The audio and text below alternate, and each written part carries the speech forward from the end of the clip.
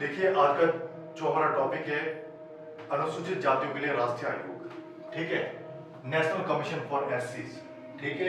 इस टॉपिक पे हमारी क्लास होने जा रही है और ये topic exam point of view बहुत ही इंपॉर्टेंट टॉपिक है, चाहे वो यूपीएससी का एग्जाम हो या स्टेट एडमिनिस्ट्रेशन सर्विस का एग्जाम हो, ठीक है।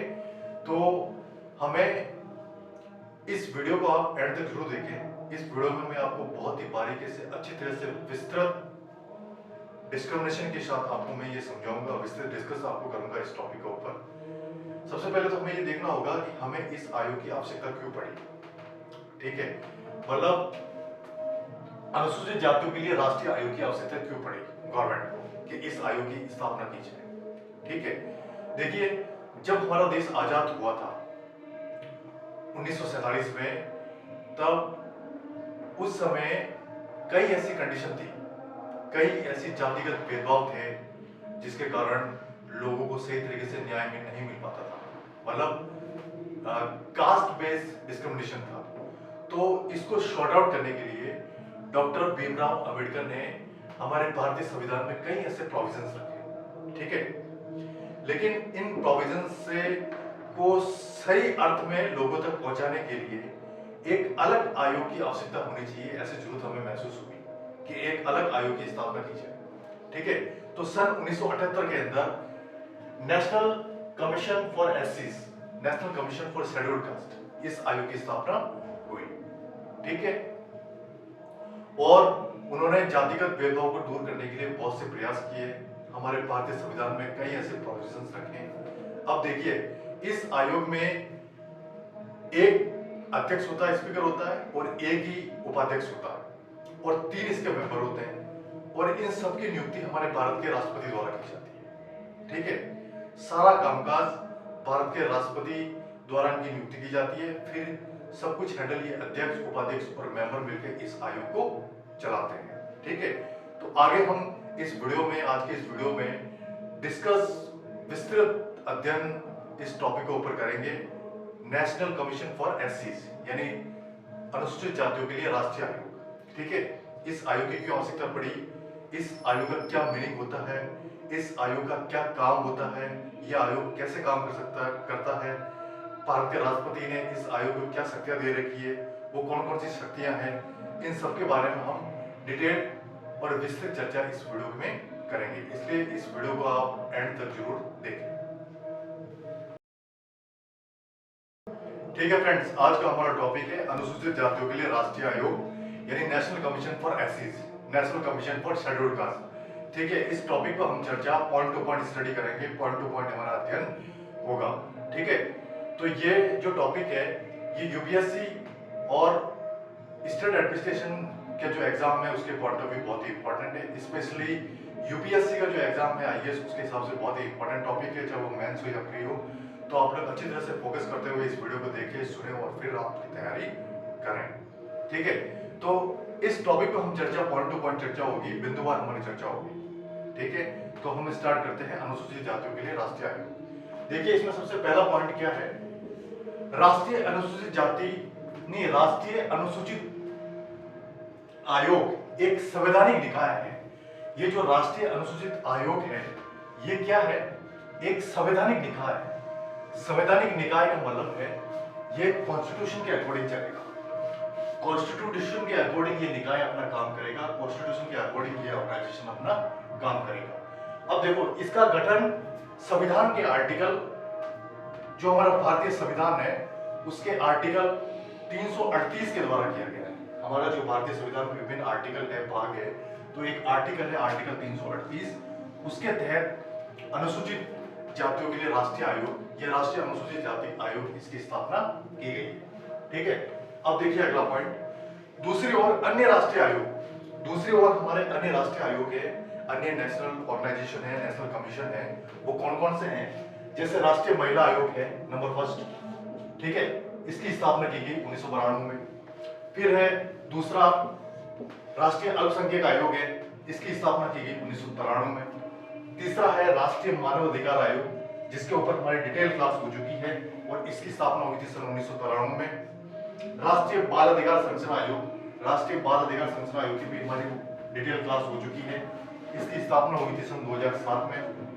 आदि संवैधानिक आयोग न होकर सावधिक आयोग है। देखिए ये जितने भी आयोग मैंने आपको बताए हैं ये संवैधानिक न होकर सावधिक आयोग है। अब इस वर्ड में बहुत ही अंतर है, संवैधानिक और सावधिक। अब संवैधानिक और सावधिक का क्या अर्थ होगा उसको हम आगे देखते हैं। संवैधानिक का मतलब तो हो गया वो अकॉर्डिंग टू कॉन्स्टिट्यूशन, यानी संविधान के अकॉर्डिंग वो निकाय या आयोग चलेगा। और सावधिक का मतलब ये हो गया कि इसकी स्थापना संसद के अधिनियम के द्वारा हो गई है। इसकी स्थापना, सावधिक का मतलब ये हो गया कि इसकी स्थापना संसद के अधिनियम के द्वारा की गई है। ठीक है, अगला पॉइंट, आयोग का उदय। आयोग का उदय यानी आयोग कब अस्तित्व में आया, आयोग का उदय, उसके बारे में हम चर्चा करते हैं। इसमें क्या बताया गया, मूलतः संविधान का जो आर्टिकल 338 है, जो भारतीय संविधान का जो हमारा आर्टिकल है, अनुच्छेद 338, अनुसूचित जातियों एवं जनजातियों के लिए विशेष अधिकारी की नियुक्ति का उपबंध करता है। जो 338 आयोग है, 338 जो अनुच्छेद है वो अनुसूचित जाति और अनुसूचित जनजातियों के लिए एक अधिकारी की नियुक्ति का उपबंध करता है। अब देखिए पहले ये बात जब स्टार्टिंग हुआ था तो पहले ये बात आई थी कि अनुसूचित जाति और अनुसूचित जनजाति का एक ही आयोग होना चाहिए, लेकिन धीरे धीरे इसमें विस्तार हुआ। अपन इसको कंटिन्यू आगे बढ़ते हुए चलेंगे तो लास्ट में जाकर ये दोनों अलग अलग हो गए। अनुसूचित जाति आयोग और अनुसूचित जनजाति आयोग दोनों अलग अलग आयोग बन गए और अनुसूचित जाति आयोग का काम अलग होता था, अनुसूचित जनजाति आयोग का काम अलग होता था। ठीक है, अभी लगभग स्टार्टिंग में ये एक ही चलते थे, बाद में ये दोनों अलग अलग होकर एक एक हो गए थे। ठीक है, इसकी आगे की चर्चा हम आगे करेंगे। देखिए आज जो हमारी क्लास हो रही है, हमारी जो क्लास अभी चल रही है उस टॉपिक का नाम है राष्ट्रीय अनुसूचित जाति आयोग। ठीक है, national commission for SC scheduled caste, इसके ऊपर हमारी क्लास हो रही है। तो इससे रिलेटेड अगला पॉइंट देखिए, अगला पॉइंट क्या है, जो अनुसूचित जातियों एवं जनजातियों के संवैधानिक संरक्षण से रिलेटेड सभी मामलों का निरीक्षण करें। देखिए वो जो इस आयोग की स्थापना होगी उसके बाद में क्या हुआ, जो अनुसूचित जातियों एवं जनजातियों के संवैधानिक संरक्षण से रिलेटेड सभी मामलों का निरीक्षण करें। यानी अनुसूचित जाति और जनजाति से रिलेटेड कोई भी मैटर है, कोई भी संवैधानिक मैटर है, उसका निरीक्षण करने का काम ये करे, ये आयोग। ठीक है, अब देखिए अगला पॉइंट, तथा उनसे रिलेटेड प्रतिवेदन राष्ट्रपति के समक्ष प्रस्तुत करें। देखिए इस आयोग से रिलेटेड, जनजाति आयोग या अनुसूचित जाति आयोग, इससे रिलेटेड कोई भी मैटर है, कोई भी प्रतिवेदन है, तो वो बिल्कुल डिटेल डॉक्यूमेंट के रूप में बनाकर राष्ट्रपति के समक्ष प्रस्तुत करें ताकि राष्ट्रपति उसका समस्या का निराकरण कर सके। ठीक है, अब है अगला पॉइंट, 1978 में सरकार ने एक संकल्प के माध्यम से, यानी 1978 में सरकार ने एक संकल्प लिया था, उस संकल्प के माध्यम से अनुसूचित जातियों व जनजातियों के लिए एक गैर सावधिक, देखिए एक वर्ड आया है, गैर सावधिक बहुसदस्यीय आयोग की स्थापना की। गैर सावधिक का मतलब हो गया बिना अधिनियम पास किए हुए वो आयोग बन जाएगा, उसमें संसद के कोई अधिनियम की आवश्यकता नहीं है और वो बहुसदस्यीय आयोग होगा, उस आयोग की स्थापना की। तथापि अनुसूचित जाति व जनजाति आयुक्त का कार्यालय भी अस्तित्व में आया। फिर जब ये आयोग बना तो इसके लिए एक ऑफिस की भी आवश्यकता पड़ती है, तो उस समय 1978 में ही अनुसूचित जाति एवं जनजातियों के लिए एक अलग से ऑफिस होना चाहिए, एक अलग से कार्यालय होना चाहिए। इस बात की भी चर्चा हुई, ये बात भी अस्तित्व में आ रही है। ठीक है, अगला पॉइंट, 1987 में सरकार ने एक अन्य संकल्प, पहले एग्जाम्पल किया था, 1987 में भारत सरकार ने एक अन्य संकल्प के माध्यम से आयुक्त के कार्यों में संशोधन किए। आयुक्त होना चाहिए, मतलब आयोग का जो मेन आदमी है आयुक्त होना चाहिए, उसके कार्यों में संशोधन किया 1987 में एक अलग संकल्प के माध्यम से। सन 1987 में आयुक्त के कार्यों में संशोधन होना चाहिए, संशोधन किया उस समय उसके कामकाज में। ठीक है, अब देखिए अगला पॉइंट, तथा आयोग का नाम बदलकर राष्ट्रीय अनुसूचित जाति एवं जनजाति आयोग कर दिया। देखिए इस आयोग का नाम बदलकर पहले अनुसूचित जाति एवं जनजाति आयोग था, फिर इसमें राष्ट्रीय वर्ड जोड़ दिया, तो इस आयोग का नाम बदलकर राष्ट्रीय अनुसूचित जाति एवं जनजाति आयोग कर दिया गया उस समय। ठीक है, अब देखते हैं इससे रिलेटेड अगले बात।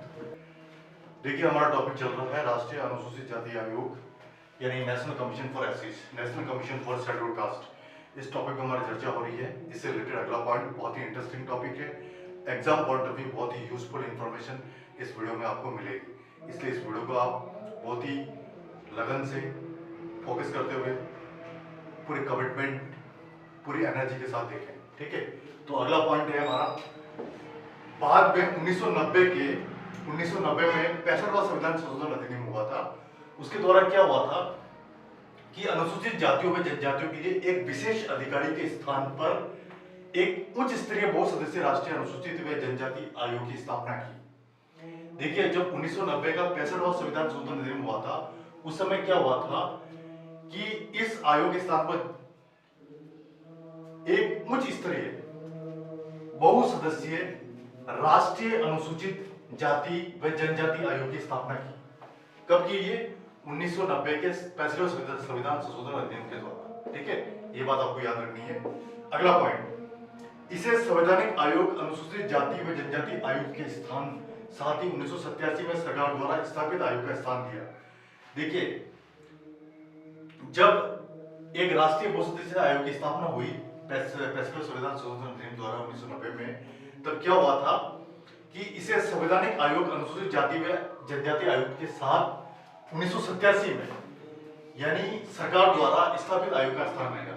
1987 में जो आयोग था, उसके द्वारा सरकार द्वारा स्थापित आयोग का इस नए आयोग ने स्थान लिया था, ठीक है। अब देखिए अगला पॉइंट, पुणे 2003 में 89वां संविधान संशोधन अधिनियम हुआ था, 89 हुआ। उसके द्वारा क्या हुआ कि राष्ट्रीय आयोग का 2 भागों में विभाजन कर दिया गया। ये जो आयोग बना अभी तक, इसका 2 भागों में विभाजन कर दिया गया। कब किया गया? 89 में, ठीक है।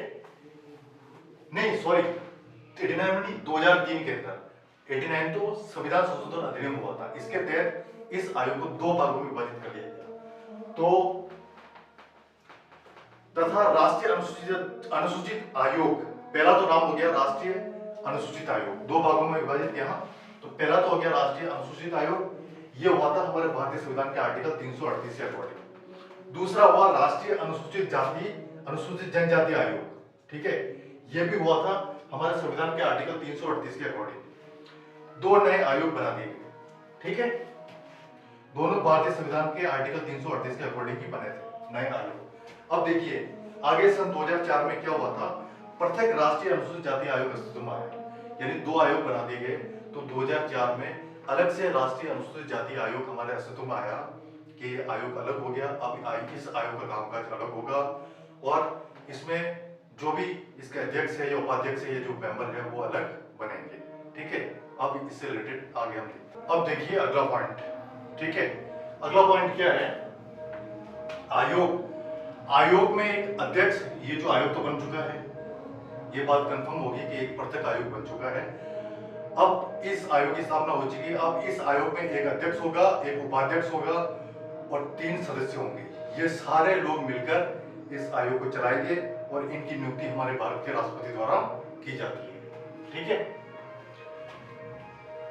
वह राष्ट्रपति द्वारा उसके आदेश में मोहर लगे आदेश द्वारा नियुक्त किए जाते हैं, ठीक है। ये बात आपको समझ में आ गई। ये जो सदस्य बनते हैं आयोग में, या जो भी अध्यक्ष उपाध्यक्ष होते हैं, इनकी नियुक्ति राष्ट्रपति द्वारा की जाती है, राष्ट्रपति के आदेश द्वारा की जाती है। और ये सब लोग मिलजुल कर इस आयोग को चलाते हैं और राष्ट्रपति समय समय पर इनका इंस्पेक्शन करते हैं, ठीक है। अब है अगला पॉइंट, आयोग के कार्य। अब सबसे इंपॉर्टेंट कि आयोग का क्या फंक्शन है, कमीशन के क्या क्या फंक्शन होते हैं, उस फंक्शन के बारे में हम डिटेल स्टडी करेंगे। उन कार्यों को हम आगे देखेंगे कि आयोग के क्या क्या कार्य हैं। तो इसमें जो सबसे पहला काम है आयोग का, वो क्या है? अनुसूचित जातियों के संवैधानिक संरक्षण से रिलेटेड सभी मामलों का निरीक्षण व अधीक्षण। देखिए, निरीक्षण व अधीक्षण करना तथा उसके क्रियान्वयन की समीक्षा करना। सबसे पहला और इंपॉर्टेंट काम क्या है आयोग का?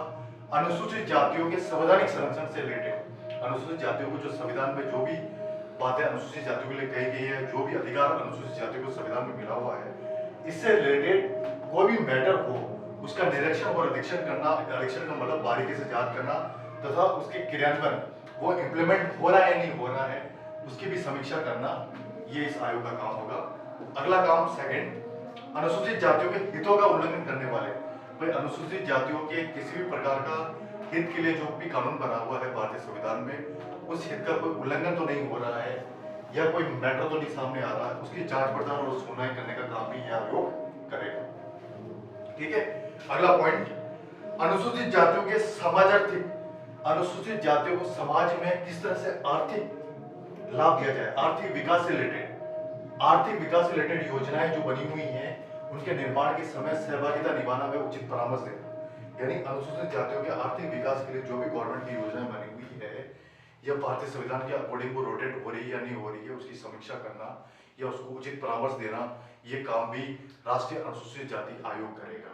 ठीक है, वो भी संविधान के अकॉर्डिंग, नियमों के अकॉर्डिंग। ठीक है, अब देखते हैं इससे रिलेटेड अगला पॉइंट। देखिए हमारी आज की क्लास, आज का जो वीडियो है बहुत ही इंपॉर्टेंट टॉपिक पे हमारी क्लास हो रही है, अनुसूचित जाति के लिए अनुसूचित जातियों का राष्ट्रीय आयोग। ठीक है, national commission for SC scheduled caste. अब इससे रिलेटेड अगला पॉइंट देखिए, अगला पॉइंट क्या है, विकास से रिलेटेड जो सारे कार्य है उसका निरीक्षण में मूल्यांकन करना। देखिए इस आयोग का मेन काम क्या होगा, डेवलपमेंट से रिलेटेड जितने भी काम है उस कार्यों का निरीक्षण में इंस्पेक्शन करना इस आयोग का मेन काम माना जाएगा। ठीक है, अब देखिए अगला पॉइंट, इनके संरक्षण के संबंध में उठाए गए कदमों एवं किए जा रहे प्रयासों के कार्यों के बारे में राष्ट्रपति को प्रतिवर्ष जब भी आवश्यक हो प्रतिवेदन प्रस्तुत करना। देखिए जो भी कामकाज हमारे आयोग में चल रहा है उस कामकाज का प्रतिवर्ष राष्ट्रपति के समक्ष प्रतिवेदन प्रस्तुत करना जरूरी है, या जब भी आपको आवश्यकता महसूस हो तब भी आप राष्ट्रपति के समक्ष प्रतिवेदन प्रस्तुत कर सकते हैं कि हमारे आयोग में ये कार्य अभी हो रहे हैं, ये कार्य इंप्लीमेंट हो रहे हैं, ये इन कार्यों से आम लोगों को फायदा हो रहा है। यानी सारा प्रतिवेदन लिखित में राष्ट्रपति के समक्ष जाना आवश्यक है। ठीक है, अब देखिए अगला पॉइंट, इन संरक्षणात्मक आयोग उपायों के संदर्भ में केंद्र तथा राज्य सरकारों द्वारा उठाए गए कदमों की समीक्षा करना एवं संबंध में आवश्यक सिफारिशों तथा अनुसूचित जातियों के समाज आर्थिक विकास एवं लाभ के लिए प्रयास करना। देखिए जो भी संरक्षणात्मक उपाय हो रहे हैं उसके संदर्भ में दोनों ही, फर्स्ट केंद्र सरकार और दूसरी राज्य सरकार, उनके द्वारा जो भी कदम उठाए गए उनकी समीक्षा करना और इस संबंध में आवश्यक सिफारिशों तथा अनुसूचित जातियों के सामाजिक आर्थिक विकास के लिए, विकास एवं लाभ के लिए प्रयास करना भी इस आयोग का काम रहेगा। ठीक है, अब देखिए अगला पॉइंट, यदि राष्ट्रपति आदेश दे तो अनुसूचित जातियों के समाज आर्थिक विकास हितों के संरक्षण एवं संवैधानिक संरक्षण से रिलेटेड सौंपे गए किसी अन्य कार्य को संपन्न करना। देखिए ये तो काम हो ही रहा है, अगर राष्ट्रपति स्पेशली अगर और कोई ऑर्डर करें तो अनुसूचित जातियों के जो सामाजिक आर्थिक विकास, ये दो तीन पॉइंट है इसमें, हित, अनुसूचित जातियों के हित के संरक्षण में कोई भी काम हो या संवैधानिक संरक्षण से रिलेटेड कोई भी काम हो, जो भारतीय संविधान ने अनुसूचित जातियों को जो संरक्षण दे रखा है उससे रिलेटेड कोई भी काम हो, उसके लिए भी कोई अन्य कार्य को भी हम संपन्न कर सकते हैं, अन्य कार्य को भी आयोग संपन्न करवा सकता है अगर राष्ट्रपति स्पेशली ऑर्डर दे तो, ये भी मुमकिन है। ठीक है, ये जो भी बातें मैंने आपको बताई है ये बहुत ही इंपॉर्टेंट है और इसको पूरा फोकस करते हुए आप लोग पढ़े, पूरे फोकस करते हुए इसको गेन करें, समझे और इस वीडियो को अच्छी तरह से सुने।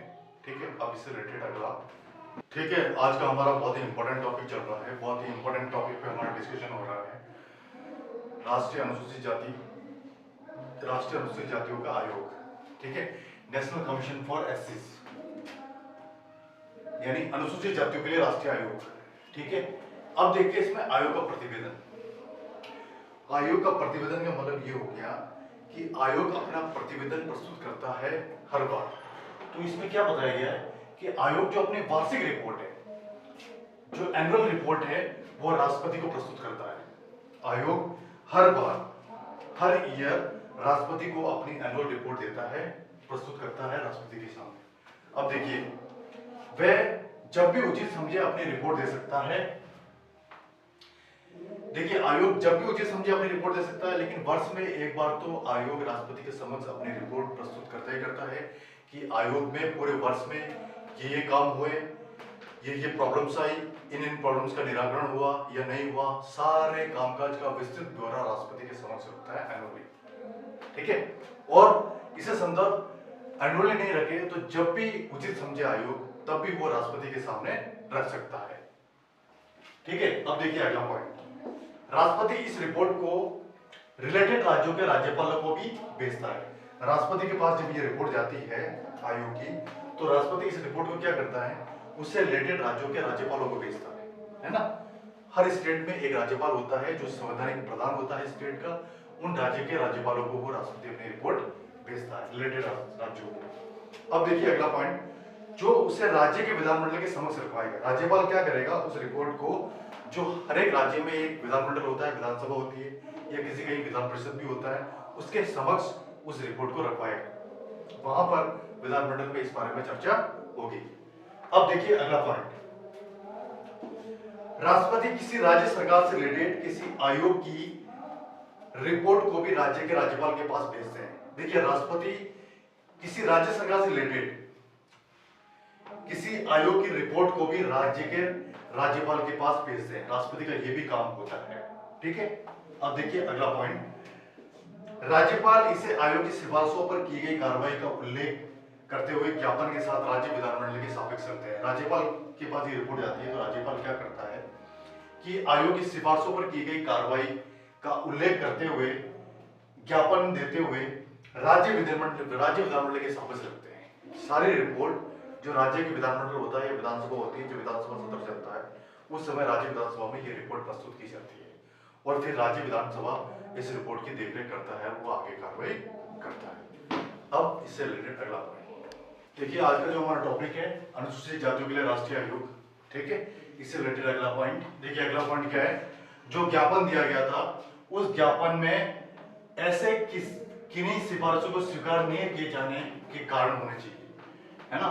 जो ज्ञापन दिया गया कि उसमें इन सिफारिशों को स्वीकार नहीं किया जाना चाहिए, तो उसका भी स्पष्ट कारण होना चाहिए। स्पष्ट कारण होगा तब जाके इन सिफारिशों को स्वीकार नहीं किया जाएगा, ठीक है। अब देखिए अगला पॉइंट, वर्तमान में जो राष्ट्रीय अनुसूचित जाति आयोग है उसके अध्यक्ष का नाम है श्री विजय सावला और उपाध्यक्ष है श्री अरुण हल्दर।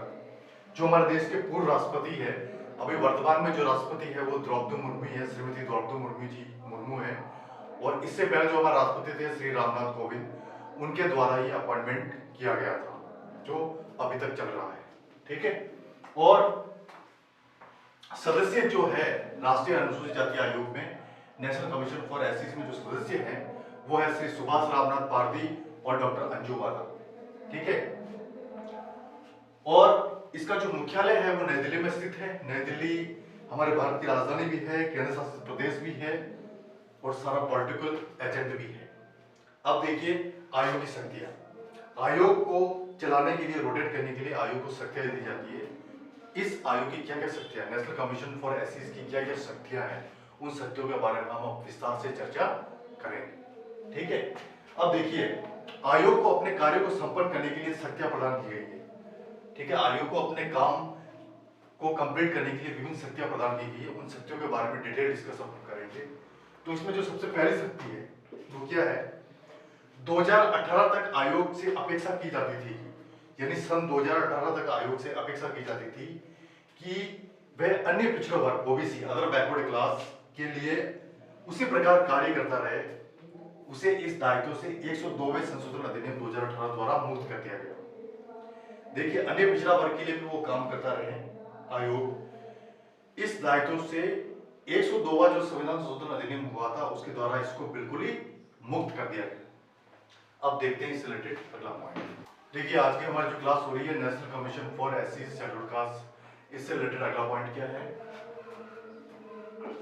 जब आयोग किसी कार्य की जांच पड़ताल कर रहा है, जब ये आयोग किसी काम की जांच पड़ताल कर रहा है उस समय क्या होता है कि किसी शिकायत की जांच कर रहा है तो इसे दीवानी न्यायालय की शक्तियां प्राप्त हो गई। देखिए जब आयोग किसी काम की जांच पड़ताल कर रहा है या किसी शिकायत पर जांच कर रहा है तो उसे दीवानी न्यायालय की शक्तियां प्राप्त होगी। न्यायालय भी कई तरह के होते हैं, कोर्ट भी कई तरह के होते हैं, चाहे वो दीवानी न्यायालय हो या फौजदारी न्यायालय हो, उन सबका अलग अलग काम होगा। तो इस आयोग में रिलेटेड जो भी काम हो रहा है, शिकायत की कोई जांच कर रहा है, किसी काम की जांच कर रहा है, तो वो काम करने के लिए दीवानी न्यायालय की शक्तियां इनको दी जाएगी, ठीक है।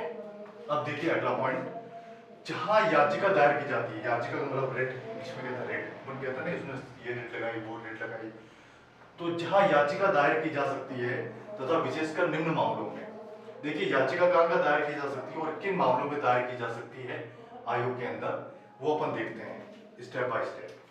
तो इसमें सबसे पहली बात यह है कि भारत के किसी भी भाग से किसी व्यक्ति को समन करना। देखिए, भारत के किसी भी भाग से किसी व्यक्ति को समन करने is related of judicial system. Court में इसको समन करना कहा जाता है। या किसी व्यक्ति को कोई नोटिस भेजते हैं तो उसको नोटिस भेजने को समन करना कहा जाता है। और हाजिर करना तथा शपथ पर उसकी परीक्षा करना। देखिए, भारत के किसी भी भाग से किसी व्यक्ति को समन करना और उसको हाजिर करना कोर्ट में या शपथ पत्र पर उसकी परीक्षा करना, ये इसका मैटर होता है। दूसरा, किन मामलों में याचिका दायर की जा सकती है? दूसरा मामला, किसी दस्तावेज को प्रकट और पेश करने की अपेक्षा करना। देखिए, किसी दस्तावेज को प्रकट करना है या उसकी पेश करना है तो उससे रिलेटेड याचिका दायर की जा सकती है। अगला पॉइंट, शपथ पत्र पर साक्ष्य ग्रहण करना, यानी जो भी शपथ पत्र दिया गया है उस पर कौन कौन से गवाह है उसको एक्सेप्ट करना, ग्रहण करना, इस मामले में भी याचिका दायर की जा सकती है। देखिए अगला पॉइंट, किसी न्यायालय या कार्यालय से किसी लोक अभिलेख या उसकी प्रति की अपेक्षा करना। या कोई भी न्यायालय है या कार्यालय है, किसी लोक अभिलेख का मतलब यह हो गया सरकारी कामकाज का जो भी अभिलेख होता है उसको लोक अभिलेख कहते हैं, उसकी प्रति की अपेक्षा करना, उस प्रति को प्राप्त करने की अपेक्षा करना, इस संबंध में भी आप याचिका दायर कर सकते हैं नेशनल कमीशन ऑफ एससीज में। अब देखिए अगला पॉइंट, साक्ष्यों और दस्तावेजों की परीक्षा के लिए समन निकालना। साक्षी जो भी है, गवाह है या जो भी दस्तावेज है, उनकी परीक्षा के लिए समन निकालना, इससे रिलेटेड भी आप याचिका दायर कर सकते हैं आयोग के अंदर। देखिए, आज की जो हमारी क्लास हुई है बहुत ही इंपॉर्टेंट टॉपिक पे हुई है, नेशनल कमीशन फॉर एससीज, अनुसूचित जातियों के लिए राष्ट्रीय आयोग। देखिए, इसमें हमने ये देखा कि ये आयोग क्या होता है, ये आयोग कैसे काम करता है, इस आयोग की स्थापना कब हुई थी, इस आयोग में कौन कौन से लोग शामिल होते हैं, चाहे वो अध्यक्ष हो या उपाध्यक्ष हो, या कौन कौन से लोग शामिल होते हैं। या इस आयोग की स्थापना उस समय की गई थी सन 1978 के अंदर, जब हमारे देश में जातिगत भेदभाव बहुत था और डॉक्टर भीमराव अंबेडकर ने भारतीय संविधान में बहुत से प्रोविजन रखे थे, लेकिन इन प्रोविजंस को भी सही रूप में मूर्त देने के लिए एक अलग से आयोग की स्थापना होनी चाहिए। तो उस समय अनुसूचित जाति के लिए राष्ट्रीय आयोग की स्थापना की गई ताकि जातिगत भेदभाव दूर हो सके। और आज के इस वीडियो में हमने इस क्लास के ऊपर डिटेल डिस्कस की है। अगर आपको वीडियो पसंद आए तो आप वीडियो को लाइक करें, सब्सक्राइब करें यूट्यूब चैनल को, या आपका कोई क्वेश्चन है तो इस क्वेश्चन पर हमारे इस चैनल के ऊपर आप कमेंट कर सकते हैं। ठीक है, आज के इस क्लास को मैं यही समाप्त करता हूं, आज के इस वीडियो को मैं यही समाप्त करता हूं। नेक्स्ट क्लास नए वीडियो के साथ फिर मिलेंगे।